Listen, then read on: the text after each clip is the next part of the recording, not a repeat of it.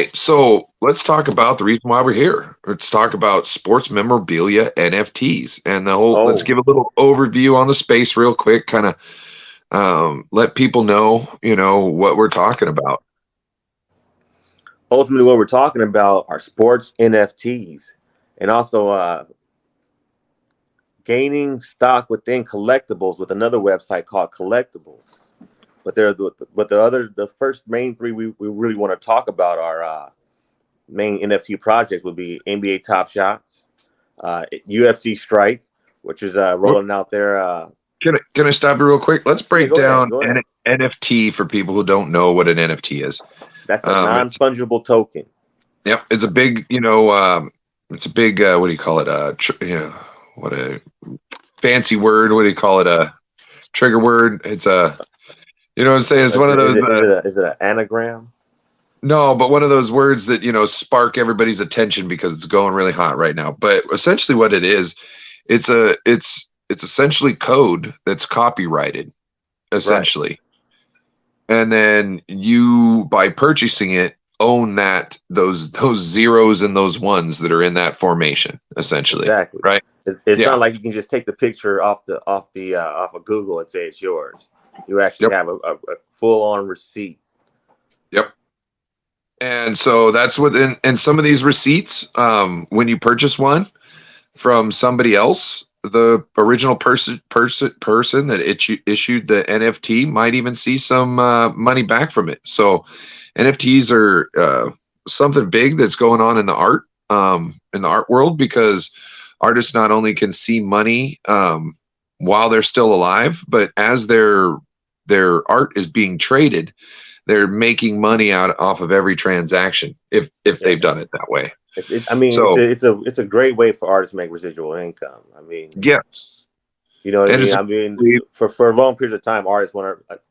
I'm not just speaking about musicians either. I mean, real pen to canvas, paint to canvas artists.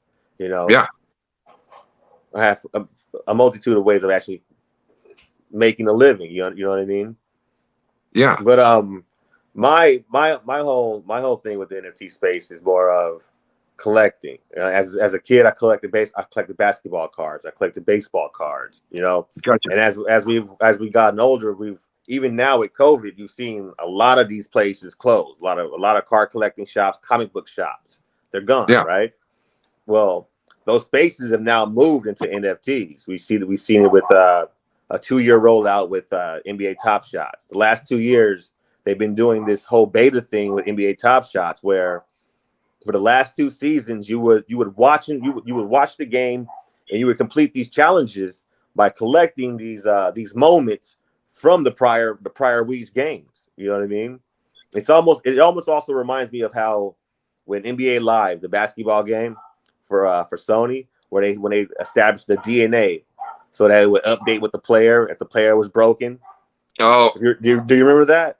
That's kind of what NBA Top Shots kind of gives me that feel. So if that player goes off for, let's say LeBron went off for a triple double, but we had 5 or 10 other players from 10 games from that week went off, you would have a challenge that week, right?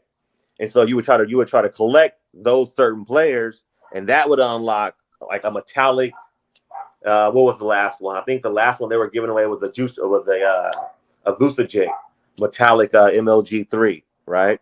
Because so they're this because is they're kind of roll like anybody who played like Madden Mobile or some of those Madden man. games where you get the cards, you do the challenges, and you could get you could put all these cards together, and then you put them together, and then you get the Super Tom Brady. You're right. It's Right. essentially what this is. Yeah. It's essentially what it is. But I have to hold on. Let me interrupt you. I was yeah, so addicted to that Madden mobile game, and it wasn't even playing football on it. It was buying and trading the damn crazy. cards. It was It buying really and trading was the though. cards to just get me a better card for my team, and then I go back to buying. It was like the Like seeing what I can trade in order to get to that, just to get that Diamond Brady. yeah, it was like the Or you know what I hunt. mean? Like the hunt, the game, the game was in the hunt. It wasn't in the playing the game. It was in the hunt for the cards It and was in the making hunt the for the cards, turns. man.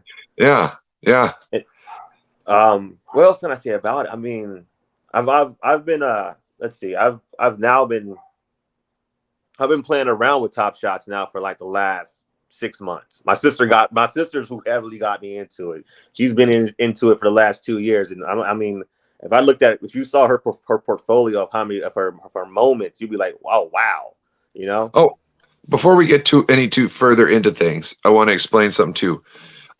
These NFTs can be purchased. We'll get into this a little bit more, but you can purchase some with your card. Some of them have to be purchased with actual crypto. Once you purchase an NFT, you're going to have a place to store it.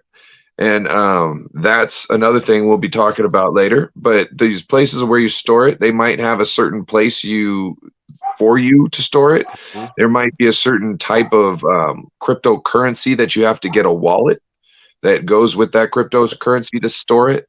So there's a lot of things going into. We've got a lot of videos we're going to have to roll out to really kind of make sure everybody knows what we're doing. Eli's here, or sorry, Hugs here is Cool. gonna help me with putting together some videos, and we're gonna put out some content showing you how to do some of this stuff so you can maneuver through. And if you're interested, you could take part of what's going on here. Oh, definitely. It's extremely simple as it's just having an email address, and pretty much downloading an app onto your phone. It's a two-factor authentication. You know what I mean? So you're always going to factor that in. You have to have your either your driver's license or your ID. But it's simple. It's the safest I've ever had. I've never had a problem with anything. They usually, and also it's also a safe way for them to airdrop certain NFTs to you. So let's say you bought into a certain project and they're like, you know what, you're one of the first to be in. They'll airdrop you 3 or 4 just random NFTs at any moment in time. So an airdrop is any time you kind of receive either cryptocurrency or like an NFT, just for essentially meeting a requirement of some sort. Sometimes it can be anywhere between liking a Telegraph page and retweeting something and submitting your wallet address to something, or it can be something as some places all you have to do is hold some of their cryptocurrency, spent so much on their site or whatever, and then they give you. There's Nexo straight gives out. This is not an NFT thing, but Nexo straight out was giving people straight like almost dividends from the company. Like anybody who we were holding a certain amount of Nexo got a certain amount of Nexo. It was some big stuff there. Yeah, there was what was it? I think it was Sushi Swap. It was one of the swaps. Their airdrop that they dropped at its max potential was worth, I think, $560 something thousand. So at the point that they airdropped it, if you had held it to the highest point in the market that crypto had got, you would have cashed out at like $560,000.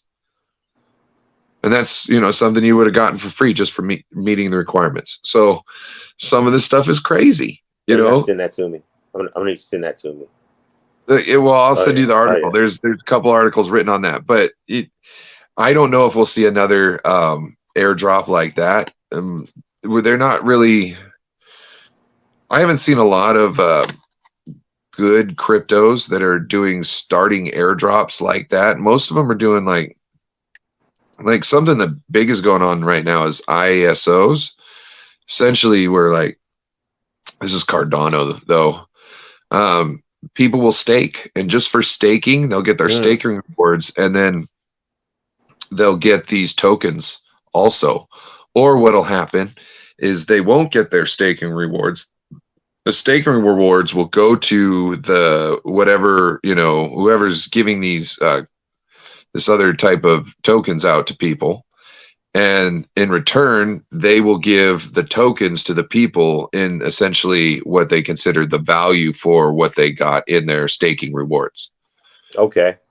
So you kind of just, you're holding on to your tokens, but the tokens essentially are buying you more tokens just by staking. You're just not getting your rewards. You're getting them in something else that has a smaller value. So be able to get, once something hopefully takes off, you'll be able to get way more money than you would essentially from those rewards in that It'll be a amount. snowball effect. Right.